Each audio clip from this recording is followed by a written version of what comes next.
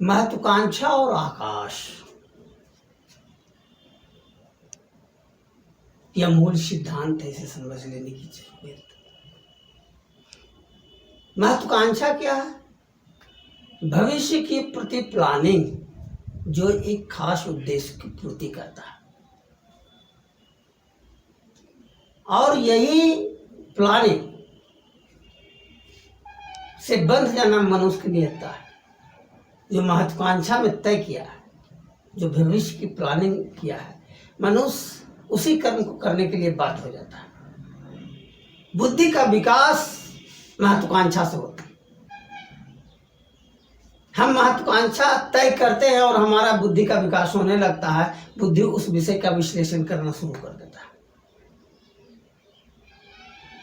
अगर बचपन में महत्वाकांक्षा का विषय तय कर दिया जाए परिवार और समाज के द्वारा, तो लक्ष्य पूर्ति करना आसान हो जाएगा।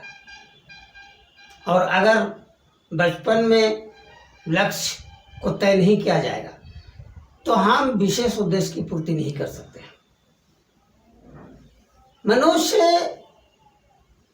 को जन्मजात जो परिस्थितियां होती हैं, जो व्यक्तिगत परिस्थिति मिलती है, जो सामाजिक परिस्थिति मिलती है, सामान्यतः बांधने वाली होती है। और आज की भौतिक परिवेश में तो यह देख रहे हैं कि हम भौतिक विषयों की ओर बांधने वाली परिस्थिति मिल रही है। परिवार, समाज व्यवस्था हमें भौतिक सुविधा की ओर ले जा रहा है, बांध रहा है, यह हम देख रहे हैं। तो महत्वाकांक्षा को तय करना है। आकाश अगर महत्वाकांक्षा है, अखंडता की अनुभूति को प्राप्त अगर हमें करना है, तो हमारी महत्वाकांक्षा बचपन से ही रहनी चाहिए, शून्य या अवकाश को अवलोकन करना। हम अखंडता की अनुभूति के बारे में नहीं जानते हैं जन्मजात रूप से, बचपन में हम नहीं समझ सकते। हमें परिवेश की जरूरत होती है, जो पारिवारिक परिवेश के रूप में हमें मिल सके। जैसे ही हम ईश्वर के प्रति कल्पना करते हैं, सही दृष्टिकोण, ईश्वर हमारे ही अंदर है, हमारी एक अनुभूति के नाम है, हम सही मार्ग की ओर बढ़ने लगते हैं, अखंडता की अनुभूति की ओर बढ़ने लगते हैं। और जैसे ही हम मानते हैं, जैसे ही पारिवारिक और सामाजिक व्यवस्था के द्वारा यह दे दिया गया है कि ईश्वर बाहर का विषय है, हम सांसारिक विषयों की ओर बांधते चले जाते हैं। ईश्वर के मानने से नहीं होगा कि ईश्वर बाहर का कोई विषय बिंदु है, वह हमारी अनुभूति का विषय है, यह जान लेने की जरूरत है। तो महत्वाकांक्षा सबसे महत्वपूर्ण विषय है अखंडता की अनुभूति की प्राप्त करने में। जब हम अखंडता की अनुभूति एक बार समझ लेते हैं, जान जाते हैं, परख लेते हैं, तो हम उस रास्ते पर चलते चले जाते हैं। हम केंद्रीय व्यवस्था के द्वारा केंद्रीय चिंतन के रूप में अखंडता को बनाए रखते हैं, कोई दिक्कत नहीं आती। शुरुआती दौर में हमारी बाध्यता होती है कि हम आकाश की गणना करें। और एक और बात है कि सर्वोच्च शिखर की भी कल्पना करें। सर्वोच्च शिखर है हमारी अखंडता की अनुभूति करना। और यह बताने की जरूरत है बचपन में, शुरुआती दौर में, कि ईश्वर दुनिया का सबसे बहुमूल्य उपलब्धि है, सबसे सर्वश्रेष्ठ अनुभूति है। यह हमारे दिमाग में अगर बैठ गया बचपन में, तो अखंडता की अनुभूति प्राप्त करना कोई बहुत बड़ा लक्ष्य नहीं रह पाता। वह स्वाभाविक हम उस गति की ओर बढ़ते हैं, स्वाभाविक रूप से हमारा मस्तिष्क रास्ता तय करने लगता है उस अनुभूति को प्राप्त करने के लिए।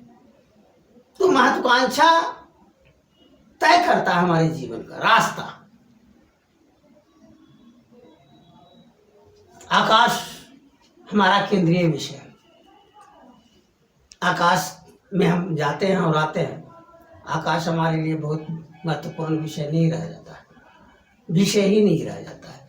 हम उसका जाने अनजाने उपयोग कर रहे हैं, लेकिन जानते हुए उपयोग करना जीवन का परम उपलब्धि है, जो अखंडता की ओर ले जाता है। बड़ी साधना के पश्चात वह केंद्रीय विषय के रूप में स्थापित होता है आकाश। महत्वाकांक्षा प्रमुख व्यक्ति है, सबसे प्रमुख व्यक्ति है, जो आपके मस्तिष्क को सबसे ज्यादा प्रभावित करता है। बचपन में अगर हमारे दिमाग में डाल दिया गया न भी डाला गया कि जिस पारिवारिक और सामाजिक व्यवस्था से हम जुड़े हुए रहते हैं, उस व्यवस्था में दिए हुए विषय बिंदु की ओर हम आगे बढ़ते चले जाते हैं। आज विभिन्न उपलब्धि की ओर हमारे बढ़ने के लिए परिवार और समाज प्रेरित कर रहा है, ईश्वर की ओर बढ़ने के लिए भी प्रेरित कर रहा है। ईश्वर के प्रति तो और गलत धारणा समाज और परिवार दे रहा है। हम बंधने के लिए हमें वो परिस्थिति देती है और हम बंध जाते हैं। अगर वो परिस्थिति नहीं मिलती है तो भौतिक साधनों की ओर प्रेरणा हमें इतना मिलता है कि हम उस प्रेरणा की ओर स्वाभाविक रूप से बढ़ते चले जाते हैं। तो महत्वाकांक्षा में आकाश को बैठाना है ताकि हम अखंडता की ओर बढ़ सकें, अखंडता की अनुभूति को प्राप्त कर सकें।